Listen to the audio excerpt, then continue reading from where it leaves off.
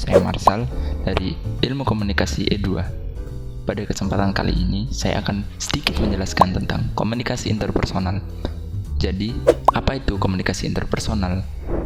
Menurut Joseph A. DeVito tahun 2013, komunikasi interpersonal adalah interaksi verbal dan non-verbal antara dua orang atau lebih orang yang saling tergantung satu sama lain. Sedangkan menurut G. R. Miller dan M. Steinberg tahun 1975, komunikasi interpersonal dapat dipandang sebagai komunikasi yang terjadi dalam suatu hubungan interpersonal. Dari beberapa pengertian di atas, dapat disimpulkan bahwa komunikasi interpersonal adalah komunikasi yang dilakukan dalam suatu hubungan interpersonal antara dua orang atau lebih, baik secara verbal maupun non-verbal, dengan tujuan untuk mencapai kesamaan makna. Dalam pengantar ilmu komunikasi, telah dijelaskan bahwa pada umumnya komunikasi memiliki beberapa elemen yang penting, yaitu sumber, penerima, pesan, saluran, encoding, decoding, gangguan, umpan balik, dan konteks. Begitu pula halnya dengan komunikasi interpersonal. Menurut Joseph A. DeVito, dalam komunikasi interpersonal terdapat beberapa unsur atau elemen penting, yaitu yang pertama adalah sumber atau penerima. Komunikasi interpersonal melibatkan paling tidak dua orang, di mana masing-masing pihak dapat berperan sebagai source atau sumber, yaitu membentuk dan mengirimkan pesan, dan juga sebagai penerima pesan, yaitu untuk menerima pesan. Selanjutnya, ada pesan. Pesan merupakan sinyal yang dipandang sebagai stimuli atau rangsangan bagi penerima pesan dan diterima oleh satu indera manusia atau kombinasi dari beberapa indera manusia.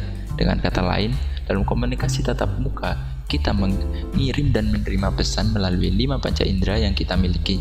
Kita menegosiasikan makna yang kita peroleh dari komunikasi interpersonal melalui pengiriman dan penerimaan pesan verbal dan pesan nonverbal. Selanjutnya, ada encoding dan decoding.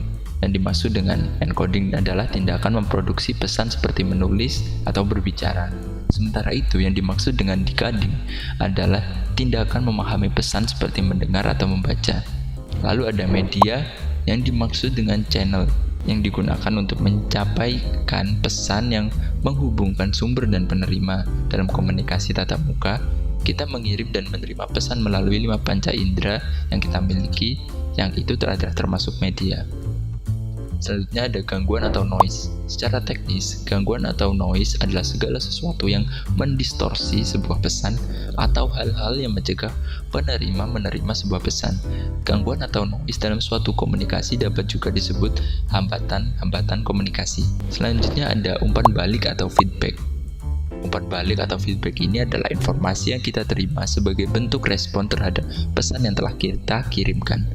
Umpan balik dapat berupa umpan balik verbal maupun umpan balik nonverbal, umpan balik positif atau umpan balik negatif, dan lain sebagainya.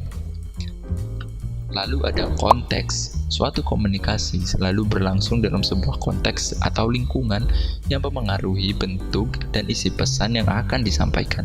Selain itu, konteks di lingkungan dan konteks situasi atau budaya di mana komunikasi terjadi juga dapat mempengaruhi keluaran atau efek yang dihasilkan. Bentuk lingkungan dapat berupa lokasi fisik di mana interaksi terjadi. Sementara itu, yang termasuk dalam konteks situasi atau konteks budaya adalah ruang hidup atau latar belakang budaya masing-masing partisipan komunikasi. Yang terakhir ada etika. Komunikasi selalu memiliki konsekuensi. Oleh karena itu, di dalam berkomunikasi selalu melibatkan etika komunikasi. Begitu pula dalam konteks komunikasi interpersonal. Setiap tindakan komunikasi memiliki dimensi moral, apa yang benar dan apa yang salah. Dengan memahami elemen-elemen penting dalam komunikasi interpersonal, maka akan dapat memperbaiki kompetensi serta keterampilan kita dalam komunikasi interpersonal. Untuk saat ini, sampai di situ dulu. Saya Marsal Maulana Syam.